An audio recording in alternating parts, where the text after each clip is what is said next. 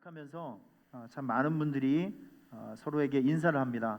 새해 복 많이 받으세요라고 인사를 하게 되는데 아마 여러분들도 많이 하시기도 하시고 또 듣기도 많이 들었을 것 같습니다. 이제 우리는 새해에 인사를 할 때 좀 이렇게 한번 해보면 어떨까 생각이 됐습니다. 자, 잘 되고 반드시 잘 됩니다라고 인사를 해보면 어떨까 생각을 했습니다. 새해 하나님의 복 많이 받으세요 그런 것보다도 좀 구체적인 축복을 우리 옆에 있는 분들에게 한번 축복해 줬으면 좋겠습니다. 잘 되고 더 잘 됩니다. 네, 잘 되고 더 잘 됩니다. 할렐루야. 자, 오늘 사실 제목이 여기 앞에 있는 대로 원하며 원하고 원하노라. 그러니까 이거를 좀 더 깊이 한번 해석을 해보면 잘 되고 더 잘 되리라. 할렐루야. 임하고 반드시 임하리라, 그 뜻이거든요. 올 한 해를 시작하는 여러분들에게 삶의 모든 현장 속에서 더 잘 되는 역사, 더 잘 되는 은혜와 축복이 여러분의 삶 속에 충만하기를 간절히 바랍니다. 사람의 말은 그 사람의 미래와 운명을 바꿀 수 있는 에너지, 힘이 있어요. 그래서 잠언 18장에도 보면 죽고 사는 것이 무슨 권세에 있다고 달려 있습니까? 혀의 권세에 달려 있다고 말씀을 하고 있어요. 사진에 나와 있는 이분은 세계에서 머리가 붙은 이 샴 쌍둥이 분리 수술에 성공했던 지금 현재 미국 존스 홉킨스 대학병원 소아과 원장님이신 벤 카슨이라는 의사분이십니다. 근데 여러분, 이분이 중학교 다닐 때까지 전교에서 꼴등이라는 거 믿을 수 있겠습니까? 아버지가 일찍 헤어지셔서 이 가정 상황이 굉장히 좋지 않았어요. 그래서 학교 다닐 때 맨날 애들하고 싸우고 공부하고는 전혀 상관이 없이 자기만의 길을 걸어가고 있던 그리고 자꾸 이제 왕따를 당하게 되니까 심리적으로 여러 가지 복잡한 상황에서 자기를 괴롭히고 있는 친구를 칼로 찔렀어요. 살인 미수자로 더 사람들에게 낙인을 찍히며 참 별로 좋지 않는 그런 상황을 살아가고 있었던 그런 티네이저 청소년기를 그렇게 살고 있었던 그때 그를 포기하지 않고 그를 언제나 감싸주고 있는 한 사람이 있었죠. 그분의 이름은 어머니입니다. 어머니는 그를 볼 때마다 그렇게 축복을 해줬어요. 사랑하는 아들아, 너는 하나님이 정말 사랑하는 사람이야. 너는 매우 특별한 재능이 있고 너는 반드시 잘 될 것이고 너는 사람들에게 꿈과 희망을 줄 수 있는 사람이 될 거야. 이렇게 끊임없이 그 아들을 축복 기도해 줬다고 합니다. 자, 그런데 중학교를 거의 끝나갈 때쯤 그의 마음속에 공부가 하고 싶은 열망이 생긴 거예요. 이건 본인 스스로가 공부를 하겠다는 것이 아니라 공부를 하고 싶은 생각이 저 하늘 위에서 뚝 떨어졌어요. 여러분, 그래서 그때부터 이 아이가 공부에 집중하기 시작했습니다. 놀라운 일이 벌어졌어요. 이 전교 꼴등이었던 이 아이가 성적이 올라가더니 미국 미시간대 의대를 들어가고 예일대 의대에서도 수석으로 졸업해서 세계적인 뇌수술 전문의가 되었습니다. 그 사람의 이름이 벤 카슨이에요. 제가 지금 여러분들에게 이분의 일대기를 소개한 이유는 딱 한 가지입니다. 여러분의 말이 다른 사람의 운명과 미래를 바꿀 수 있는 에너지, 힘이 있다는 것이죠. 올 한 해를 살아가시면서 여러분, 말을 좀 잘하세요. 축복의 말을 하십시오. 칭찬의 말을 하십시오. 남을 살리는 말을 하세요. 생명의 언어로 항상 여러분 스스로를 축복하시고 자녀를 축복하시고 여러분을 섬기는 교회를 축복하시고 주의 종들을 축복하시고 여러분의 삶의 주변에 있는 모든 사람들을 축복하시고 칭찬하시고 기도하시고 살리는 말을 하셔서 여러분의 말을 통해서 여러분 주변이 아름다워지는 그 놀라운 역사를 만들어 보시길 바랍니다. 여러분의 말은 다른 사람, 여러분 스스로는 물론이겠거니와 다른 사람의 미래와 운명을 바꾸어 놓을 수 있는 엄청난 능력이 있다는 것을 꼭 기억해 주십시오. 자, 옆에 있는 사람 보고 말을 잘합시다. 말을 잘하셔야 돼요. 네? 오늘도 보니까 고향에서 이제 올라오시는 분들 등등해서 보니까 우리 성도들도 거의 한 40% 정도는 없어진 것 같습니다. 다들 이제 가셨어요. 어떤 나라든지 어떤 사회든지 어떤 공동체든지 공통적으로 있는 것이 있습니다. 전통이라는 것이 있습니다. 전통. 그런데 이 전통은 때론 우리에게 불편함을 줘요. 때로는 이 전통은 우리에게 굉장히 고통을 줄 때도 있습니다. 전통을 지킨다는 것은 유쾌하고 행복한 일만 있는 것은 결코 아니에요. 전통을 지키기 위해서는 희생도 필요하고 인내도 필요하고 많은 것들이 투자가 되어야 된다는 것입니다. 그런데 전통이 귀찮고 무겁고 지키기 어렵다고 해서 그 전통을 무시하잖아요. 그러면 그 전통을 포기한 대신에 그 찾아오는 것이 무서운 것이 찾아오게 됩니다. 사람에게, 나라에게 어떤 전통이 없어지게 되면요, 사람들을 하나로 묶을 수 있는 구심점이 사라져서 나라의 존재가 없어져 버려요. 그 공동체의 어떤 색깔도 없어지게 되고 역사도 없어지게 되는 것입니다. 그래서 우리에게 때로는 무거운 이 전통, 불편함을 주는 이 전통이라 할지라도 그게 가치 있는 전통이라면 이걸 놓쳐서는 안 되는 거예요. 왜 아멘이 한 명도 없으시죠? 불편하면 버려야 됩니까? 여러분, 이게 유혹이에요. 우리에게 유익함이 있는 전통은 우리가 지켜가야 돼요. 이게 이 시대를 살아가는 저와 여러분들의 역사적인 사명이라는 것입니다. 그 이스라엘의 그 역사를 보면 전통이 얼마나 위대한 것인가를 이스라엘의 역사를 통해서 우리가 공부할 수 있어요. 왕정 시대가 있었죠. 왕정 시대부터 한번 시작을 해볼게요. 사울, 다윗, 솔로몬, 그 다음에 북이스라엘, 남쪽 유다로 나라가 이제 나눠지게 됩니다. 북쪽 이스라엘은 아수르의 멸망을 하게 되고 남쪽 유다는 바벨론에 의해서 멸망을 하게 됩니다. 그리고 나서 여러분 참 놀랍게도 이스라엘 사람들이 전 세계에 흩어져서 나라 없는 시간이 몇 년이었냐면 2362년이에요. 한번 이거 마음에 한번 새겨볼까요? 뭐 외우시면 더 좋겠지만 한번 따라하세요. 2362년. 나라 없이 2362년을 정말 떠돌이와 같이, 나그네와 같이 전 세계에 흩어져서 나라 없는 사람으로 살게 됩니다. 그런데 참 놀랍게도 1948년 5월 14일 이스라엘은 독립국가로 재건하게 됩니다. 2362년 만에 온 세계에 흩어져 있었던 이스라엘 사람들이 다시 모여서 이스라엘이라는 나라를 재건하게 돼요.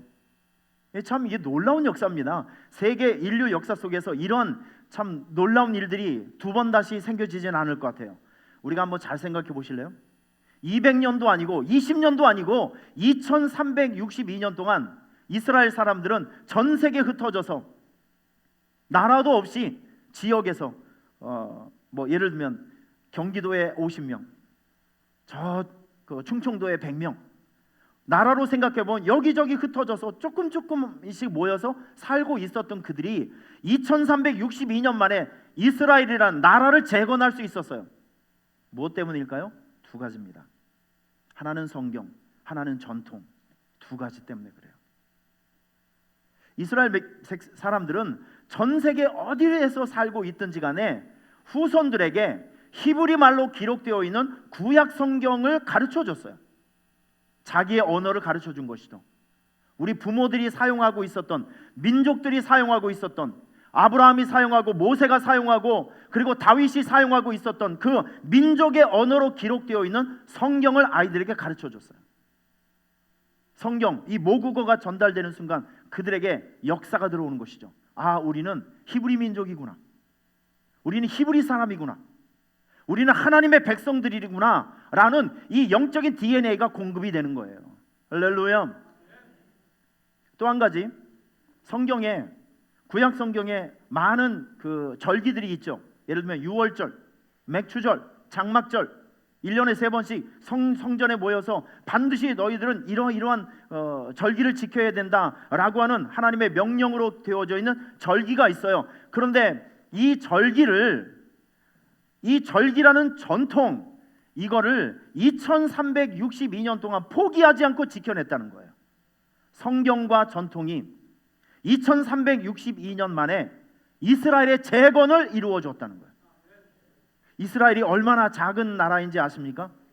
이스라엘은요, 우리나라 국토의 10분의 1밖에 되지 않아요. 쉽게 얘기해서 경기도 땅만한 거예요. 인구는 800만 명. 지금 이스라엘에 800만 명이 살고 있지만 이스라엘 나라 밖에 살고 있는 사람들이 전 세계 한 700만 명 정도 된다고 합니다. 그러니까 겨우 2천만 명이 되지도 않아요. 그런데 이 참 놀라운 것은 미국 사람들 인구 중에서 유대인들의 분포가 1.5%밖에 되지 않아요. 유대인들의 분포가 1.5%밖에 되지 않은 미국의 현재 인구가 3억 2천입니다. 3억 2천에서 1.5%가 과연 몇 명일까요? 그런데 여러분, 통계에 의하면 이런 부분을 여러분께서 한번 잘 귀도 한번 들어보세요. 이 성경과 전통의 위대함이 이런 데 있어요. 미국에서 돈 가장 많은 사람을 랭킹을 40명을 추려봤습니다. 그런데 그 중에 18명이 유대인이에요. 40명 중에서 18명. 왜 이렇게 아무런 반응이 없지? 불안하네. 앞으로 할 게 많은데. 두 번째, 미국의 50대 기업을 쭉 추려봤습니다. 50대 기업 중에 17개 기업이 유대인이 세운 회사예요.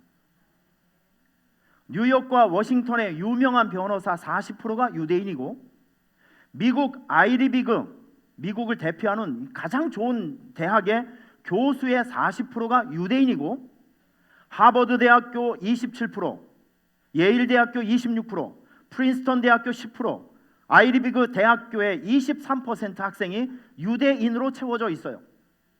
노벨상 전체 수상자의 30%가 유대인이고, 할리우드 시나리오 작가, 감독, 제작자 60%가 유대인이고, 미국의 코미디언의 80%가 유대인입니다. 여러분, 이 수치만 보더라도 우리가 알 수 있는 것은 미국을 실제로 지금 움직이고 있는 실세는 1.5%의 유대인이죠. 그래서 미국의 이 경제학자가 이런 얘기를 했어요. 국제 금융 자본을 이해하기 위한 필수 코스는 유대인의 존재를 인정하는 것이다. 미국 땅에서 이 전 세계에서 밥을 먹고 살기 위해서는 유대인을 알아야 되고 그들의 존재를 인정해야 되고, 유대인을 인정하지 않으면 밥 먹고 살기 어렵다는 거예요. 그러니까 이 세상의 실세 중의 실세는 유대인이라는 것입니다. 여러분, 유대인이 왜 이렇게 특별하죠? 왜 이렇게 특별한 존재가 되었죠? 이유는 한 가지입니다. 그들의 사상과 생각 속에 하나님의 말씀이 있어요. 이 참 중요한 의미가 있는 것입니다. 제가 지난주에도 말씀드렸지만 미국의 기초는, 미국의 시작은 말씀 위에 나라를 세웠어요. 가정을 세웠고 학교를 세웠어요. 하나님의 말씀을 듣고 살아갔더니 미국이란 나라에 하나님의 복이 임했어요.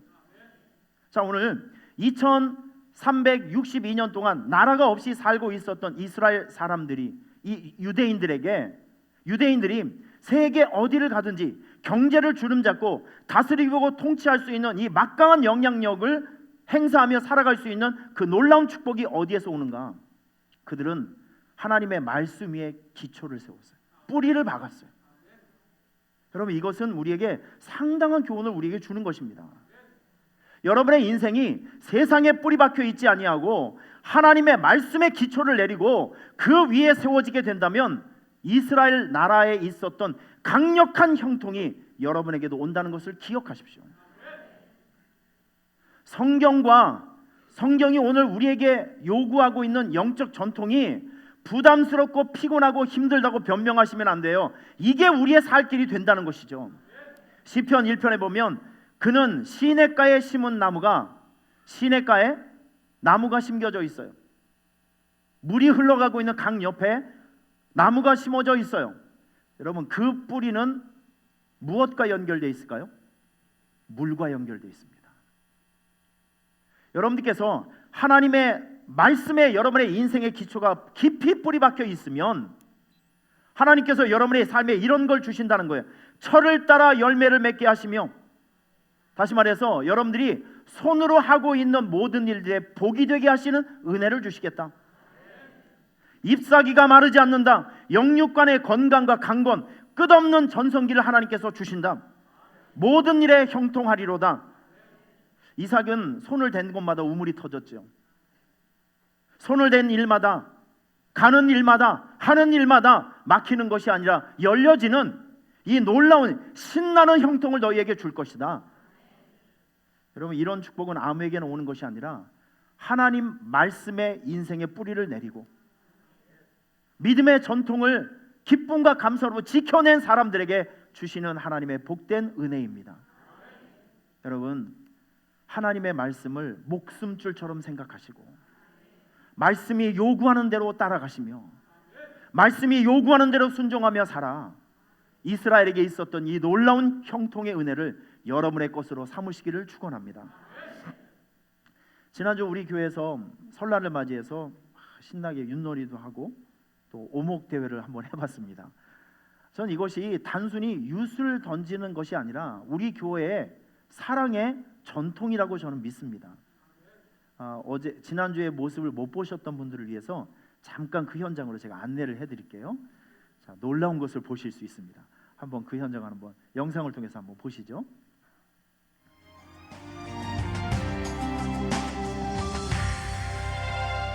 연을 날려보자. 하늘로 던져서 바람에 맡겨보자. 높이 띄워보자. 힘껏 하늘에 날리자.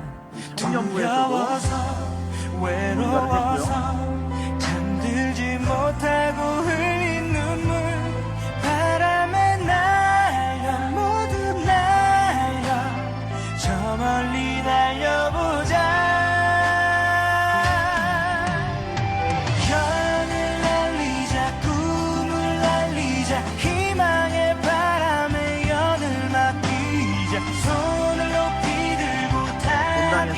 오목대회를 했습니다. 엄청 신기했습니다.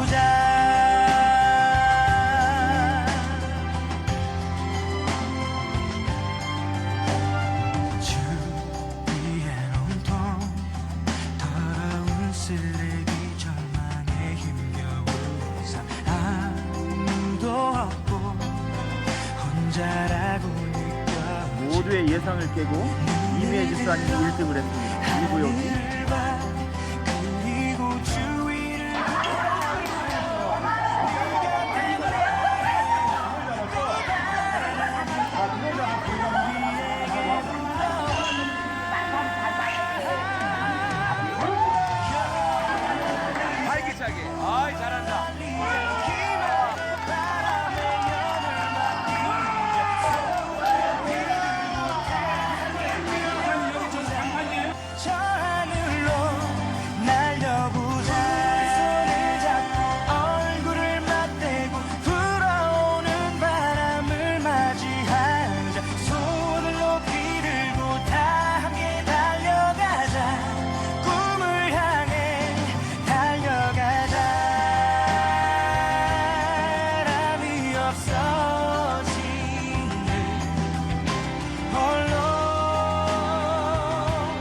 지난주에 애쓰셨던 많은 분들에게 축하의 박수. 윷놀이를 보니까 1등을 한 구역을 보니까 17구역 남년희 집사님 구역, 2등은 11구역 홍명숙 권사님 이제 구역인데 보니까 그 구역에 어르신들이 많은 구역이 이게 윷놀이를 잘 하시더라고요. 우리 어르신들은 결코 윷을 높이 던지지 않습니다. 이렇게 아주 겸손히 던져서 뭐 아니면 윷이 나와요. 예, 내년에 윷놀이를 잘하는 어르신들 영입 전쟁이 일어나길 바랍니다. 하여튼 지난주 이렇게 보니까 윷놀이를 통해서 이런 오목 대회를 통해서 참 우리 교인들이 마음껏 한번 웃을 수 있는 행복한 시간이 있었습니다. 여러분, 지금 우리가 윷놀이를 하고 오목대 여러 가지 일을 하는 것은요, 우리 교회가 성도들이 서로 소통할 수 있고 사랑할 수 있는 믿음의 전통입니다. 이런 것들이 우리 후손들에게 이어져야 된다는 것이죠. 좋은 전통은 반드시 전수가 되어서 다음 후손들에게도 그것이 전통으로 넘겨져야 돼요. 저는 바랍니다. 우리 교회가 지금 애써서 세우고 있는 전통들이 있어요. 1년에 2번씩 전도 축제 하는 거, 해외 선교, 우간다를 비롯해서 필리핀 선교, 그리고 한국의 작은 교회 살려내는 이 전도 사역하는 거, 국내 선교, 지역 사람들을 섬기는 이 구제 사역, 토요 호렙산 이 새벽 기도회, 매 주일마다 이 전쟁 같은 드리는 그런 예배, 저는 이런 것들이 우리 후손들에게 고스란히 전수가 되었으면 좋겠습니다. 전 정말 바라고 기도하는 것이 이거예요. 저도 머지않아서 이제 얼마 있으면 이제 은퇴를 해야 되겠죠. 제가 제 다음에 오는 그 다음 담임 목사님, 그리고 우리의 자손들이 결국 우리 교회 장로가 되고 안수집사, 권사집사 이런 직분자가 되어서 우리 다음으로 그들이 기둥으로 세워졌을 때, 지금 우리가 하고 있는 이 모든 믿음의 전통들이 그들에게도 그대로 나타나는 믿음의 전통이 되었으면 좋겠다고요. 그래야 그들도 우리가 누리고 있는 이 영적 부흥과 은혜를 함께 누릴 수 있다는 것입니다. 여러분, 우리 전통을 세우는 것은 굉장히 피곤하고 어려운 일입니다. 그런데 이스라엘의 역사를 한번 기억해 보시면 이 전통이 우리 공동체 안에, 우리 교회 안에 얼마나 막강한 영향력과 은혜를 주는지를 우리가 분명히 알 수 있었어요. 필요한 전통이라고 하면, 유익된 전통이라고 하면 어떤 희생을 치러내서라도 이 전통을 이겨내야 돼요. 지켜낼 수 있는 저와 여러분이 되었으면 좋겠습니다. 여러분, 우리 이 믿음의 전통을 세우는 개척자로 살아갑시다. 이 믿음의 전통을 지켜내고, 그리고 전수해주는 도전자 정신을 가지고, 개척자의 정신을 가지고 우리 후손들이 복되게 살아갈 수 있는 이 귀한 전통을 계속 이어주며 나누어주며 그들에게 전수시켜주는 여러분들의 삶이 될 수 있기를 축원합니다. 전 지난주에 주보에 광고를 냈어요. 뭐 대단한 건 아닙니다. 예배 시간에 지각하지 않기.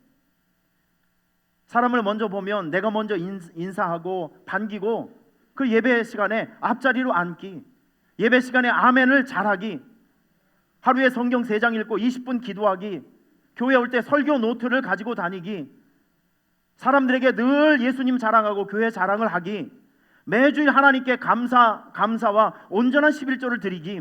여러분, 이것은 제가 아무리 생각을 해봐도 이건 대단한 게 아니에요. 신앙생활의 기초 중에 기본 아닙니까? 기본 중에 기본이죠. 이런 신앙의 기본기, 이런 신앙의 전통을 우리가 훌륭히 잘 지켜내서 우리 다음 세대에도 그들도 이와 같은 일들을 너무 상식적으로 할 수 있는 믿음의 계승들이 있기를 간절히 소원합니다. 여러분, 록펠러라고 하는 사람 아시죠? 미국 역사상 가장 큰 부자. 이 사람이 인류의 거부가 된 것은 결코 우연한 일이 아니에요. 사업을 잘해서가 아니에요. 어머니로부터 물려받은 신앙의 전통이 있어서 가능했습니다. 근본적인 원인은 그거예요. 록펠러의 어머니가 그가 살아 있으면서 아들에게, 자녀들에게 정말 귀에 못이 박히도록 훈련하고 가르쳐주고 깨우쳐주고 실천하게 한 것이 뭔지 아십니까? 하나님을 친아버지로 섬겨라. 목사님을 하나님 다음으로 섬기라. 주일 예배는 반드시 본교회에서 드려라. 오른쪽 주머니는 항상 11조 주머니로 하라. 아무에게도 원수를 만들지 말고, 아침에 목표를 세우고 기도하고, 잠들기 전에 하루를 반성하고 반드시 기도하고, 아침엔 일어나 성경을 읽고, 남을 도울 수 있으면 힘껏 돕고, 예배 시간에는 항상 앞자리에 앉아라. 여러분 보세요. 이게 뭐 대단한 일입니까? 지금 우리가 얘기했던 거하고 비슷한 내용이잖아요.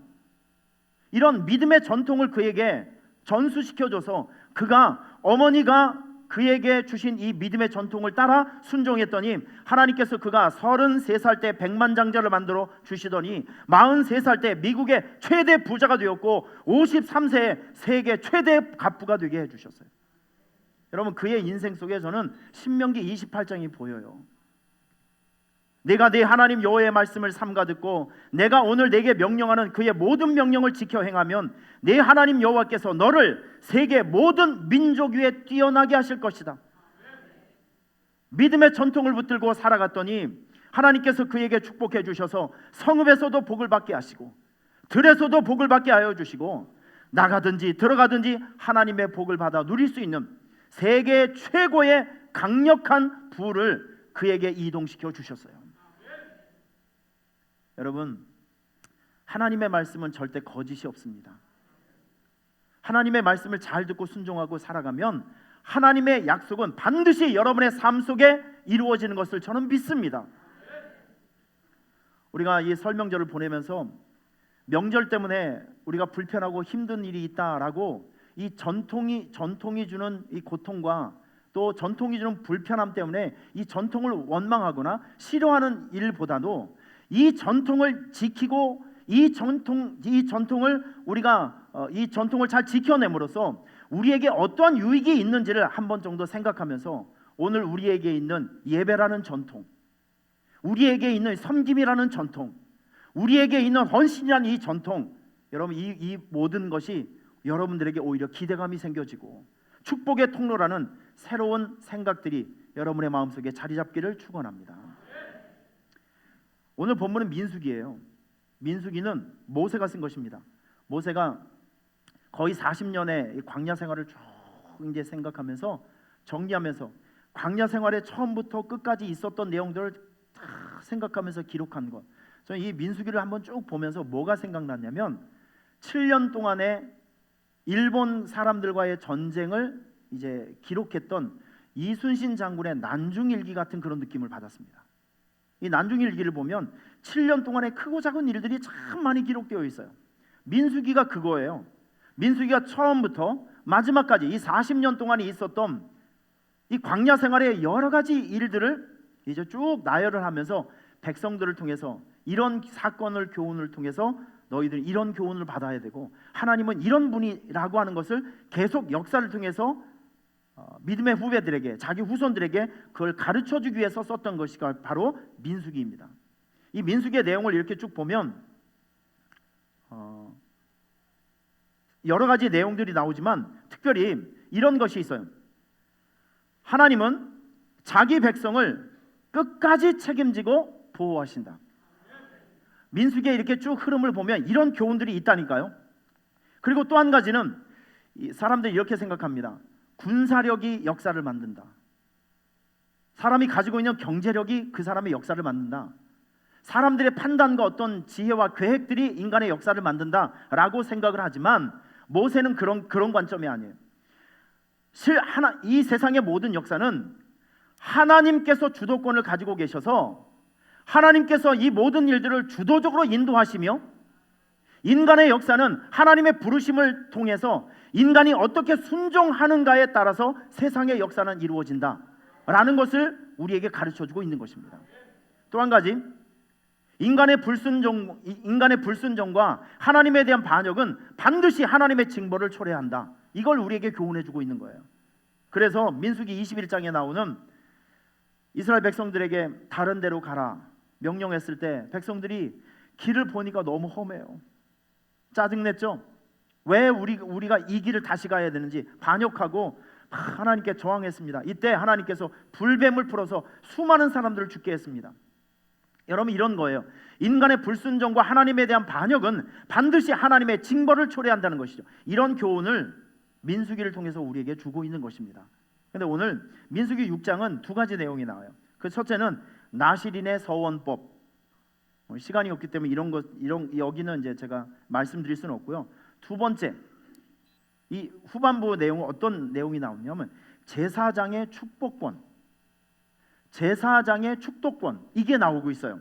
여러분 한번 자세히 보세요. 오늘 이 모세는 하나님의 이 축복 전달권이 있는 제사장들에게 축복기도 레슨을 하고 있는 거예요. 지금 제사장들을 불러 모아놓고 너희들은 이런 사람이니까 너희들의 영적인 정체성, 제사장들은 하나님의 축복을 전달해 주는 굉장히 중요한 사명을 가지고 있다. 하나님의 축복 전달권자가 바로 제사장이다 라고 하는 것을 가르쳐 주고 있는 거예요. 그러면서 너희는 백성을 볼 때 이렇게 축복하라. 그러면 하나님께서 너희들의 축복을 보시고 그 축복이 머문 곳에 하나님의 축복이 임할 수 있도록 임한다는 영적 원리를 우리에게 가르쳐 주고 있는 것입니다. 오늘 제가 이 말씀을 준비하면서 오늘 이 자리에 계신 특별히 우리 장로님들, 기름 부어 세워주신 우리 안수 집사님들, 우리 교회에 기름 부음 하나님의 종들에게 이러한 결단과 깨달음이 있기를 축원합니다. 여러분들은 보통 평신도가 아니라 하나님께서 기름 부어 주신 영적인 제사장이라는 것을 아셔야 돼요. 영적인 제사장, 아까 말씀드렸죠. 영적인 제사장은 하나님의 축복을 전달해 주는 사람이에요. 축복 전달권자, 이게 우리 교회 장로님과 안수 집사님들이시라는 거죠. 꼭 기억하시기를 축원합니다. 이제 여러분들은 하나님의 기름 부음 받은 종들은요, 사명만 있는 것이 아니라 사명을 따라 살아가야 될 책임이 있는 것입니다. 저는 선교지에서 배운 것이 너무너무 많아요. 제가 한국에 돌아와서 목회를 하는 데 있어서 저의 모든 사역의 배경과 이 모든 사역을 만들어내는 이 과정을 보면 선교지에서 배운 것들이 거의 다입니다. 저에게 있어서는 정말 너무나도 소중한 경험들이죠. 전 그 선교 현장에서 정말 15년 동안 매일매일 배운 게 무엇이냐면 영적 전쟁은 어떻게 하는 것인가,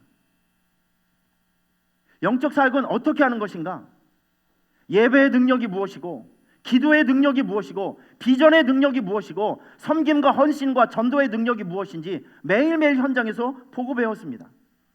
자, 사진 하나 보여드릴게요. 이 사진은 한국에서 이제 선교 팀들이 옵니다. 저하고 연결되어 있었던 선교팀들은 제가 보통 3개월 아니면 4개월 정도 굉장히 강력한 준비 단계를 거치고 오게 합니다. 특별히 기도의 훈련을 많이 하게 돼요. 왜냐하면 일주일 동안의 사역을 하면서 저 선교 현장은 예배와 기도가 아니면 뭐 당해낼 재간이 없어요. 다음이요. 오기 전에 참 많은 사람들이 기도 훈련을 하고 옵니다. 예배 드리면서 항상 우리는 마지막 순서에 무엇이냐면 병자들, 아픈 사람들, 묶임 있는 사람들 우리가 찾아가서, 아니면 그들이 찾아와서 단기 선교팀들 대원들에게 기도받게 하는 거예요. 그들을 가슴에 품고 기도해 주는 사역을 하게 됩니다. 여러분, 그런데 참 놀라운 것은요, 제가 이제 우간다를 가든지 어느 선교지에 가보면 손을 얹고 기도를 하면 그 안에서 초대교회와 같은 병자들이 낫고, 우리가 눈으로 봐도 믿어지지 않는 놀라운 일들이 막 그 현장에서 나타나요. 이게 선교 현장의 특징입니다. 제가 잊을 수 없는 한 장면이 있는데, 초등학교 6학년 학생이, 제가 기도 시간에 초등학교 6학년 학생이 50대 넘은 분에게 안수 기도하는 장면을 제가 보았습니다. 그런데 여러분, 초등학교 6학년 여자 학생이에요. 그 아이가 안수 기도해 주는 사람이 누군지 아세요? 그 교회 담임 목사님에게 안수 기도를 해주고 있는 거예요. 지금 걔는 그걸 잘 몰랐나 봐요. 그런데 더 놀라운 사실은 그 꼬마 아이의 안수 기도를 받은 그 목사님이 성령 임재를 체험하며 방언이 터지고 영적 세계를 경험했다는 것이죠. 전 뒤에서 보면서 이게 웃어야 되는지 울어야 되는지 참 묘한 걸 많이 느꼈습니다. 여러분, 하나님의 역사는 기도하는 사람을 통해서 이루어진다는 것을 믿으시길 축원합니다. 참 놀라운 일들이 너무나도 많아요. 저 우리 장로님들과 안수 집사님들에게 제가 꼭 권면해드리고 부탁드리고 싶은 것은 여러분들이 가지고 있는 영권을 사용하시라는 거예요. 왜 아멘이 이렇게 작아지시죠? 꼭 축복 기도는 목사만 해야 됩니까? 오늘 이 말씀을 생각하면서 저는 이 자리에 계신 우리 기름 부음 받은 모든 종들이 이런 마음이 좀 있었으면 좋겠어요. 나는 영적인 제사장이다, 하나님의 축복을 전달해 주는 사람이다 라고 하는 영적 제사장의 자존감과 그런 사명의식이 여러분들에게 있기를 축원합니다. 우리 주일날 예배가 마치면 전 우리 교회 이게 전통으로 만들고 싶은 거예요. 목사가 설교를 하면 제가 영성이 올라가요. 가슴에 뜨거움이 있어요. 불이 있어요. 그럴 때 하나님의 부르심과 성령의 터치가 있는 분들을 앞으로 나오면 그 열정과 그 마음을 가지고 축복 기도해 주는 거예요. 우리 장로님들과 함께 기도해 주고 있습니다. 그러면 그 기도를 통해서 오늘도 우리 교회에 영적인 기적과 이적이 나타나고 있어요. 믿으십니까? 여러분, 우리 교회 지금 21세기 우리 한국교회 가장 큰 문제가 무엇이냐면 지식은 있는데 영성이 사라지는 거예요.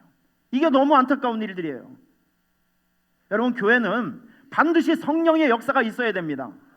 믿습니까? 오늘 우리 장로님들과 안수 집사님들은 사명감을 가지고 어려움이 있고 아픔이 있고 인생의 슬픔이 있는 사람들을 바라볼 때마다 여러분들의 영적 제사장의 권위를 가지고 축복 기도해 주세요. 하나님께서는 그 기도가 머문 그 사람에게 하나님의 복을 내려 주시는 것을 믿으시기를 축원합니다. 여러분들도 개인적으로 어려움이 있고 힘든 일이 있으면, 목사가 없으면 주변에 우리 장로님들, 안수 집사님, 장로님, 안수 집사님, 저를 위해서 기도해 주십시오 라고 기도 부탁을 하면서 영적인 교제를 좀 가지세요. 전 이것을 매우 중요하게 생각하고 이걸 매우 권장하고 있습니다. 여러분들이 이 영권을 사용하지 않으면 하나님은 그 영권을 가져가 버리세요. 찬양하는 사람들 찬양 안 하면 찬양 못 불러요. 분명히 여러분들은 여러분 나름대로의 영권과 은사와 능력들이 있다는 것이죠. 이걸 사용하시라는 거예요. 이 현장 가운데. 할렐루야. 오늘 본문에 보면 모세가 가르쳐준 축복 기도가 3가지 축복이 나와요. 우리 영적인 제사장들에게 너희는 이렇게 축복하라고 가르쳐줬습니다. 축복 기도 레슨을 해주는 거예요. 자, 한번 따라하겠습니다. 보호, 긍휼, 평강. 오늘 저는 여러분들에게 예수님의 이름으로 이걸 여러분들에게 축복을 선포하기를 원합니다. 보호, 긍휼, 평강. 여러분, 이 내용을 한번 잘 이제 들어보세요. 이제 이 말씀이 여러분에게 주어질 때 여러분들은 이 말씀을 하나님께서 나에게 주신 선물로 생각해서 무조건 감사하시고 기쁨으로 받아들이세요. 자, 이 아이가 누군지 한번 맞춰보실래요? 사진 한번 보여주세요. 아기. 이 아기가 누굴까요? 박인숙 권사님의 손녀딸입니다. 박인숙 권사님, 우리 박인숙 권사님 어디 계세요? 아, 예, 저기 계십니다. 여러분 축하의 박수 한번 해. 우리 권사님에게 한번 물어볼게요.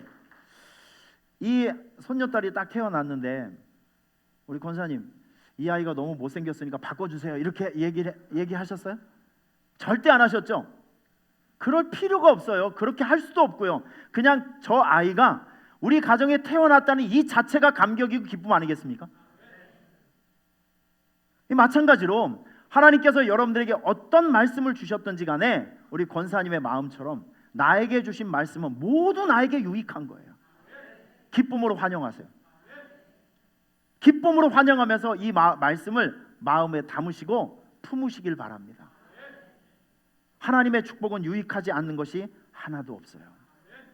저는 여러분들에게 2017년도를 시작하는 여러분들에게 3가지 축복을 선포합니다. 오늘 말씀을 근거로 해서 첫 번째가 무엇이냐면 2017년도 예수님의 이름으로 여러분에게 축복합니다. 여러분 모두에게 6월절의 은혜가 있기를 축원합니다.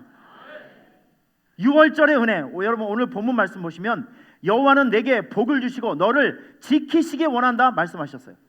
지켜주심, 보호하심. 6월절 생각하면 가장 먼저 생각나는 것이 보호하심과 지켜주심이에요. 출애굽 사건 때 애굽에 10가지 재앙이 내려졌죠. 피, 개구리, 이, 파리, 악질, 독종, 우박, 메뚜기, 흑암, 장자 10가지 재앙입니다.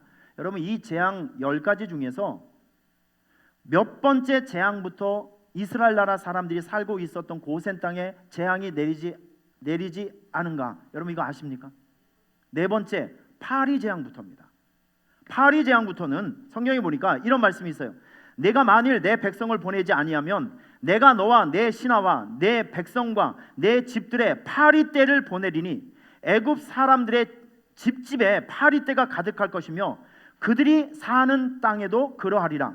그날에 나는 내 백성이 거주하는 고센 땅을 구별하여 이곳에는 파리가 없게 하리니 이로 말미암아 이 땅에서 내가 여호와인 줄을 내가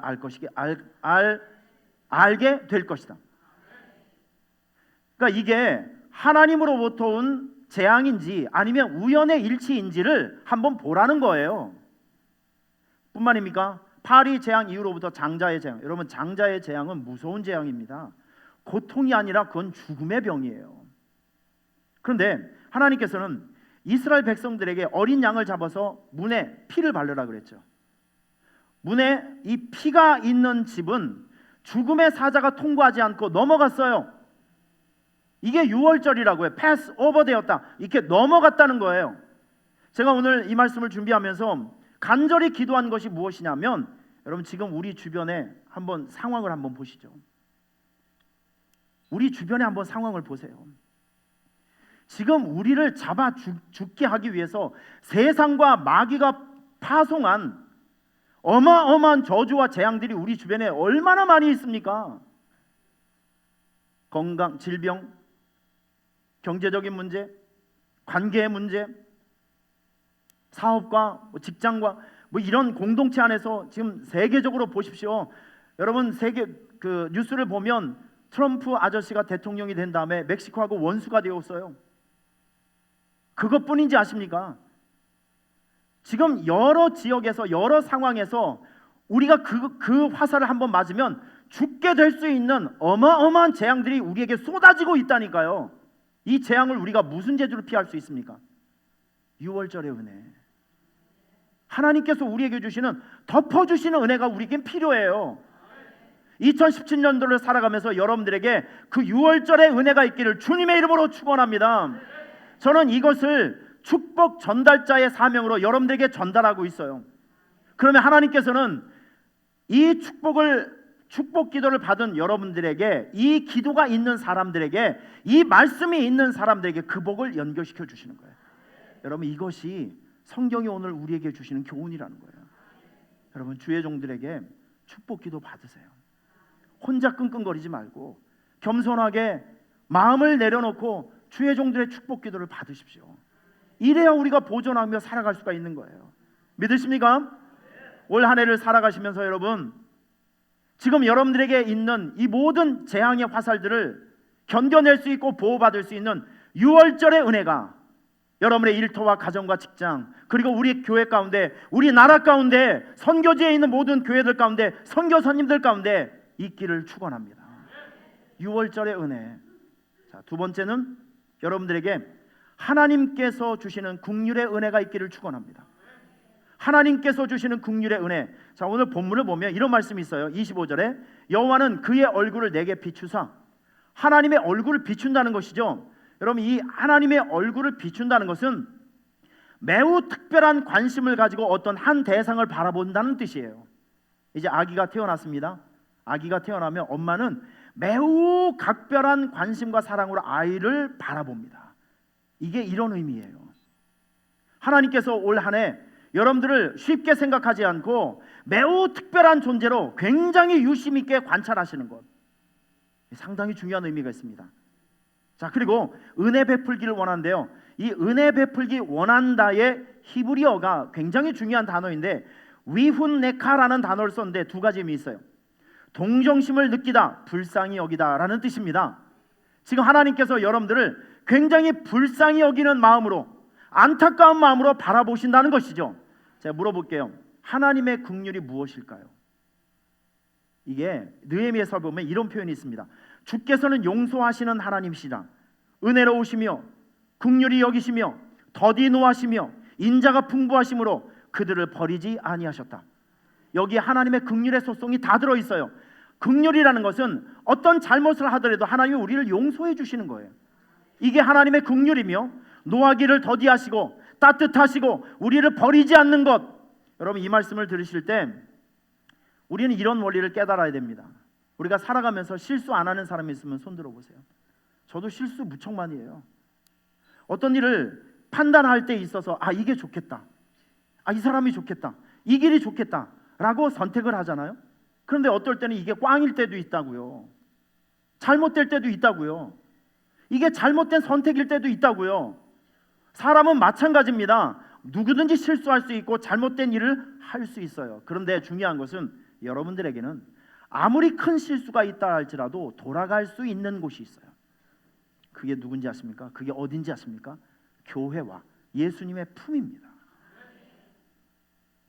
여러분들이 무슨 실수가 있다 할지라도, 무슨 잘못이 있다 할지라도, 어떤 어려움이 있다 할지라도 돌아올 수 있는 곳은 교회입니다. 돌아올 수 있고, 그리고 여러분들에게 용기를 주고 새로운 기회를 주시고 새로운 출발을 할 수 있는 비전과 힘을 주시는 분은 예수 그리스도. 수고하고 무거운 짐진 자를 일부러 기다리고 계신 우리 예수님, 그분께로 돌아갈 수 있어요. 올 한 해를 시작하시면서 살아가시면서 나는 돌아갈 곳이 있고 나는 돌아가서 위로를 받을 수 있는 분이 있다는 것을 꼭 기억하시길 바랍니다. 한번 물어볼게요. 긍휼의 끝이 무엇인지 아십니까? 긍휼이 만들어낸 최종적인 결과물이 뭔지 아세요? 이겁니다. 완전한 회복.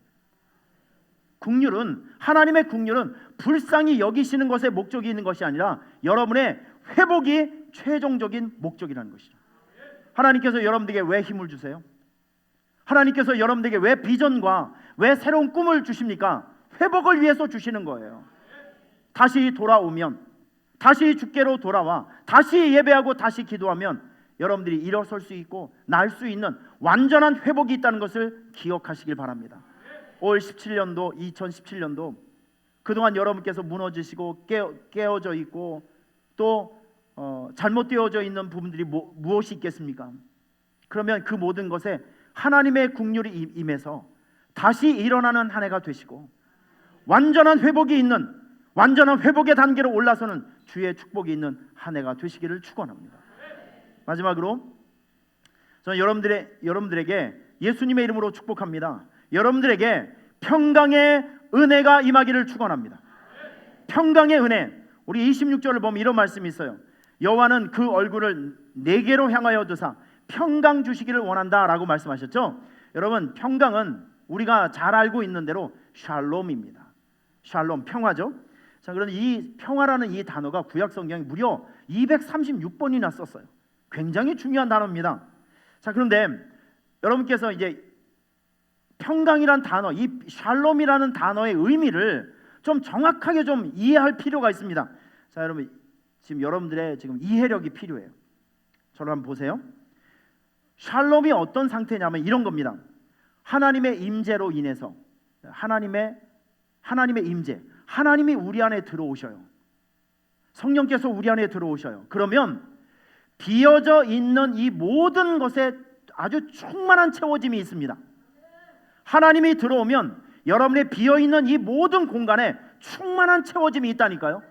그 충만한 채워짐 안에는 누구도 함부로 쓰러뜨릴 수 없는 완전한 안정감이 있어요. 이게 샬롬이라고요.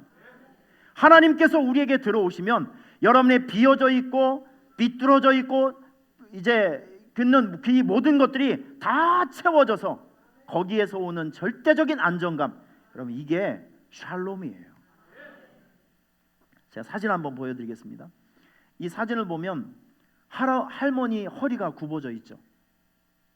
보이십니까? 예. 근데 이 할머니의 허리가 이렇게 굽어지는데 이유가 있어요. 이 비타민 D가 결핍되면 비타민 D가 결핍되면 칼슘과 인이라는 것이 많이 부족하게 된대요. 칼슘이 부족하고 인이 몸속에서 빠져나가게 되면 뼈가 약해지는 골다공증, 그리고 뼈에 이제 기형적인 모습이 나타나는 거예요. 나이 들었으니까 이렇게 허리가 굽어지는 것이 아니라 비타민 D라는 것이 없어지다 보니까 뼈가 약해지고 그리고 뼈에 균열이 생겨서 기형이 생겨서 이렇게 허리가 굽어지는 거예요. 여러분, 우리가 인생을 살다 보면 인생을 건강하게 만드는 필수 요건들이 있어요. 가정을 건강하게 만드는 필수 요건, 교회와 여러분들의 관계와 이 모든 것을 행복하게 만들고 건강하게 만드는 필수 요건들이 있다니까요. 그 요건들 중에서 단 한 가지, 비타민 D라는 것이 빠져나가게 되면 할머니 허리가 이렇게 굽어진 같이 여러분의 인생, 가정이라든지 교회라든지 사업장이라든지 여러분의 미래, 이 모든 것에 있는 건강한 삶을 만들어 가기 위한 필수 요건 중에 단 하나라도 빠지게 되면 여러분의 인생이 허리 꼬부라진 할머니가 될 수 있다니까요. 인생의 변형이 생겨요. 제가 얼마 전에 초등학교 친구를 진짜 오래간만에 만났습니다. 초등학교 친구를 그것도 목욕탕에서 만나게 되었네요. 이 난감한 상황을 어떻게 극복을 해야 될지. 그런데 그 친구는 저를 알아보더라고요. 누구야라고 이렇게 부르는데 저는 이렇게 딱 봤을 때 도대체 믿어지지가 않았어요. 첫 번째, 그 친구는 머리가 대머리였습니다. 제 20년 선배인 것 같아요. 자기가 누구라고 이렇게 설명을 해주는데 그때 상황은 맞는데 인물이 아니에요. 목욕탕 안에서 이야기를 해봤습니다. 너 왜 이렇게 됐니? 그랬더니 사업을 2번 망하고 집사람의 애들 데리고 어디에 도망가 버리고 하면서 진짜 어렵게 삶에 있어서 있어야 될 것들이 없어지고 인생의 고난이 찾아오게 되니까 와, 사람이 저렇게도 변할 수 있구나라는 참 안타까운 마음이 생기게 되었습니다. 여러분, 2017년도를 살아가면서 여러분들에게 있어야 될 것이 있어요. 눈에 보이는 것, 눈에 보이지 않는 것. 우리 육체를 가지고 있으니까 여러분들에게 먹고 살아가야 될 것이 있지 않습니까? 여러분, 물질 없어도 괜찮은가요? 물질도 있어야 돼요. 건강도 있어야 돼요. 행복도 있어야 돼요.